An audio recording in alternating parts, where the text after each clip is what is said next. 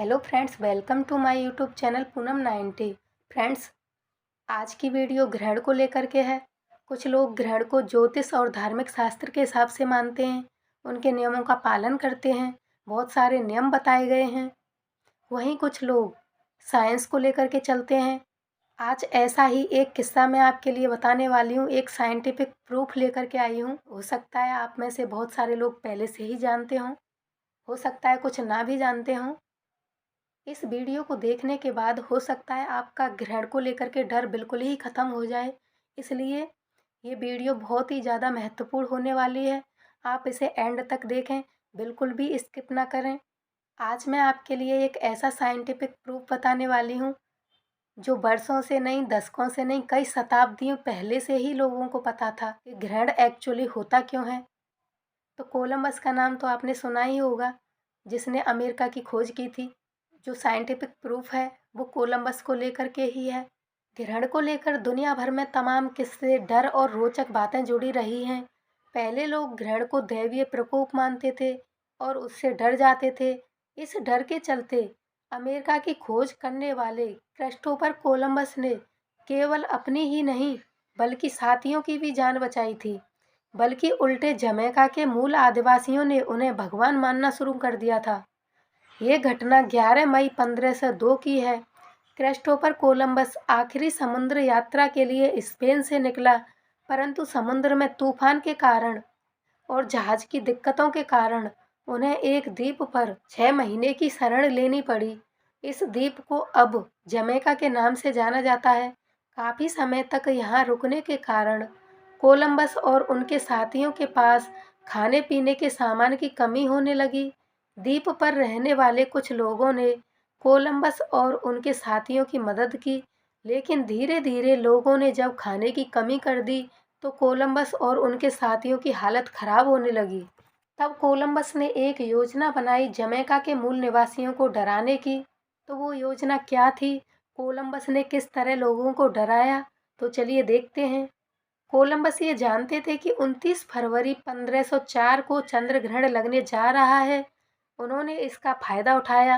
Columbus ने द्वीप के लोगों से कहा कि भगवान आप लोगों से बहुत नाराज हैं, क्योंकि हम भगवान के लोग हैं।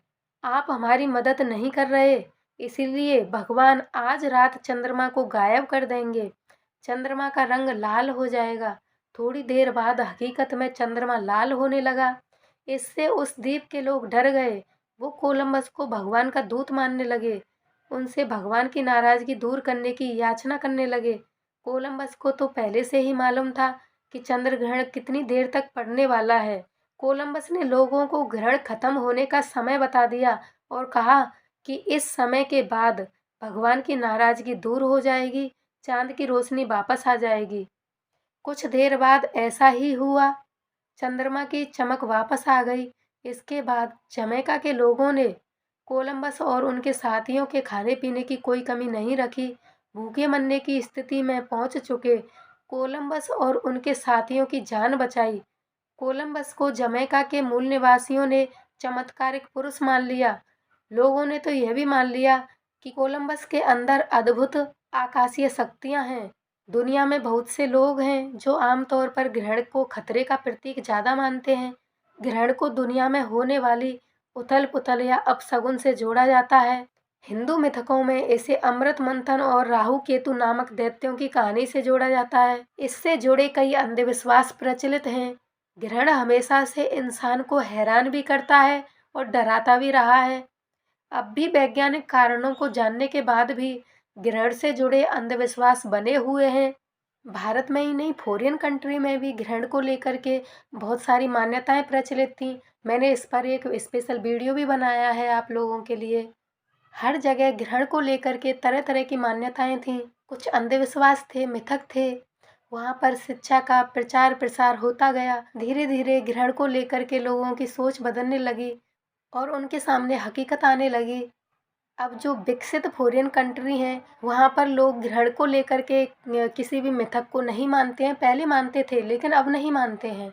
लेकिन हमारे भारत देश में अभी भी लोग ग्रहण को लेकर के जो पुराने प्राचीन काल से जो मिथक चले आ रहे हैं, लोगों को पहले इनके बारे में कोई ज्ञान नहीं था, उनको आज भी मानते हैं। हमारे देश में जल्दी से कोई भी साइंस की बात पर यकीन नहीं करता है।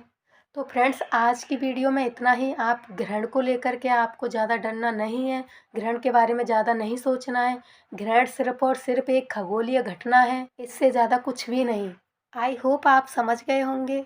बाकी आप अपने विचार कमेंट सेक्शन में दे सकते हैं कि आपके क्या विचार हैं ग्रहण को लेकर के। मैं धार्मिक और ज्योतिष शास्त्र के खिलाफ बिल्कुल भी नहीं हूँ। धार्मिक और ज्योतिष शास्त्र में ग्रहण को लेकर के जो भी नियम बताए गए हैं, मैंने उन पर भी वीडियो बनाया है। आप चाहे तो वो भी देख सकते हैं। मैंने आपको वही बताया है जो साइंस कहती है। Thanks for watching.